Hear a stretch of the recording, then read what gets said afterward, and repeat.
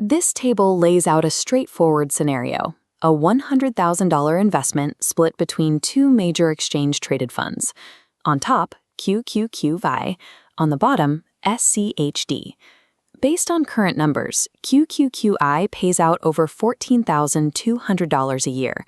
SCHD gives you roughly $3,300. That $14,000 figure is incredibly tempting. On paper, a double-digit yield looks like a shortcut to a fully funded lifestyle for anyone trying to live off their portfolio today. But building a reliable portfolio requires looking past the raw top-line number. The fund with the absolute highest yield is rarely the one that generates the safest, longest-lasting income for retirement. To understand why, we have to evaluate these tools through the lens of two very different investors: the time-rich 40-year-old actively building wealth, and the income-focused 65-year-old nearing retirement. We are going to analyze the internal mechanics of both funds to determine which asset actually belongs in your specific portfolio. Let's start with SCHD, the Schwab U.S. Dividend Equity ETF.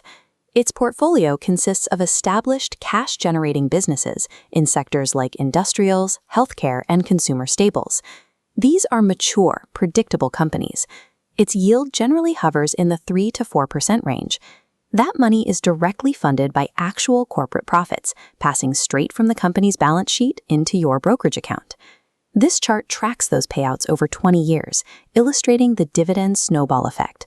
You start low, but as companies consistently raise dividends, the curve bends aggressively upward. Over decades, this compounding accelerates, multiplying your income stream without contributing another dime. SCHD is designed to produce income that compounds over time.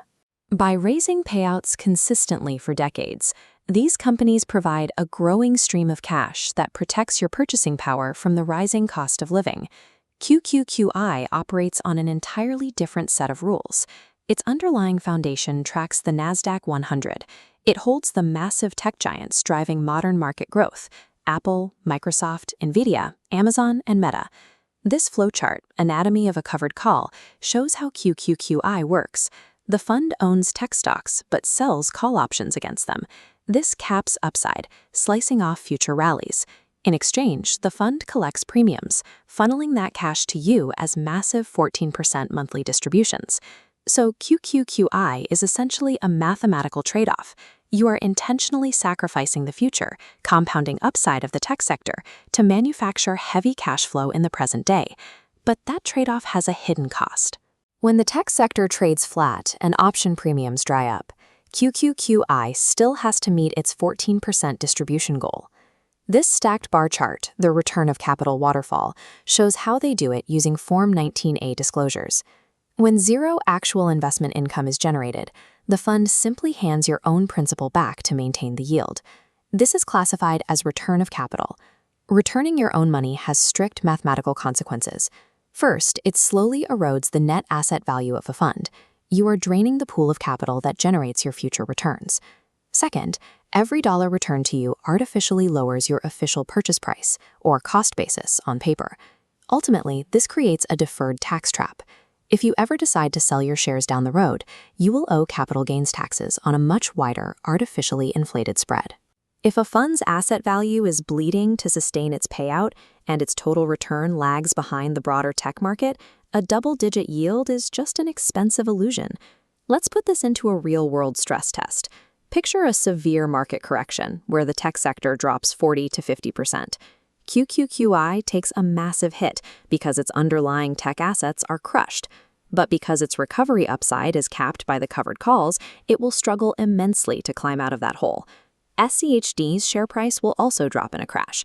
The difference is the broad, established companies inside of it historically continue funding their cash dividends straight through recessions. Chasing pure yield exposes retirees to sequence of return risk.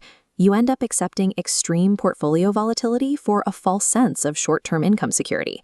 This dashboard maps out exactly where each fund belongs based on your age and goals.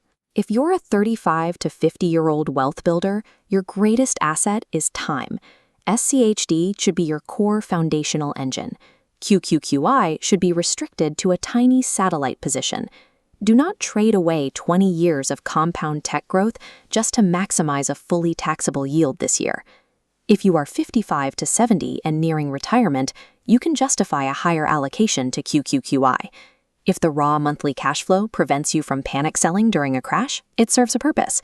But you still need SCHD as the boring, stable foundation underneath it. The ultimate test for your portfolio is whether you can justify each holding's specific existence.